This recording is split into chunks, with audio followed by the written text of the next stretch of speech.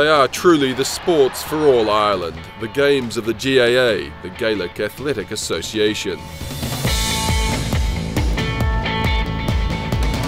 Is everybody willing to do that? Yeah. With over 2,000 clubs in Ireland, the GAA has over 1 million members, almost a quarter of the Irish population. Biggest single club in town, the largest facility, the most activity, and every weekend you will have a high proportion of parents and children in the local community. And led by football and hurling, top-level Gaelic games can pull in huge crowds, around 60% of sports attendance in Ireland. Yet whether you're playing here or here, one thing every player has in common is the size of their paycheck. The players are not paid, even though on big games here in Croke Park we fill the stadium to 80,000 capacity, the players are not paid. Oh, it is, it's for the love of playing hurling. And people love playing hurling. It's a terrific game to play if you can play it. There's literally nothing like it. A huge organisation capable of building Croke Park and still amateur. It's quite extraordinary.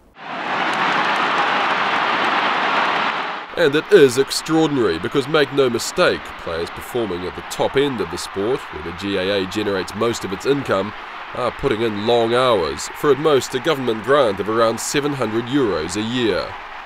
The commitment for leading inter-county football or hurler is pretty much total. It's a daily commitment. It's professional in everything other than the money itself. In a typical year, match day and commercial income will account for around 80% of the GAA's revenue. In the past, that's led to friction with the Gaelic Players Association, or GPA. This ad being an example of an unofficial sponsorship campaign run by the GPA to raise funds. But in April, after years of lobbying, the GPA was granted formal recognition by the GAA, which this year will provide €1.6 million for its player support programs. What it means practically is that we can fund structures like educational support, like career advice, like getting jobs for players. It also means that the spectre of professionalism has receded, and just about everyone seems to agree that's a good thing.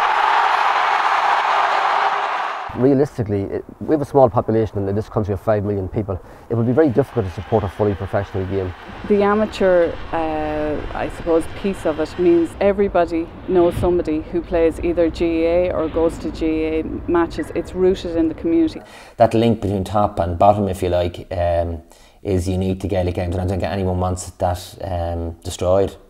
It's a game, I think, that you just play it because you love playing it. Last year, the GAA had revenues of around €68 million, but almost 90% of that will get ploughed back into the game. Including infrastructure, the GAA reckons is now worth around €6 billion. There are now over 20,000 GAA teams, and if you visit a club or two, you will see some impressive facilities. Quite frankly, it's difficult to resist joining in. Like this, look. Oh, the old rolly back trick, eh? Ah, right. No, and you have to catch it when it comes up. Huh? Catch it. Yes. You got it. Nailed it. No, keep your legs steady if you can. Yeah. And strike it. And then what, just like that? It should go over. It should go over? Yeah. Not bad. Wide. Good play. Go on. Bad advice. Ah! You're right. It works. Well done, sir. Just like a tall guy trying to master hurling, this deeply traditional game does face challenges ahead, as it gets to grips with a commercialism it's only recently embraced. It's only since mid-90s we started live television of our championship, team sponsorship around the same time. So no one's pretending the issue of professionalism won't rear its head again, and some may view the GAA's outlook as a little quaint. Yet sports that have embraced the mighty dollar must surely covet at least some aspects of Gaelic games. I think our members have a huge passion for the games. Now, whether or not other sports can replicate that, but there's a huge commitment on behalf of the volunteer membership. I think that's something that probably other people envy. Everyone feels part of the GAA, from the person just involved partially with a club or on a recreational basis to the most committed. They all feel part of one organisation. One organisation for games created to be enjoyed equally at all levels.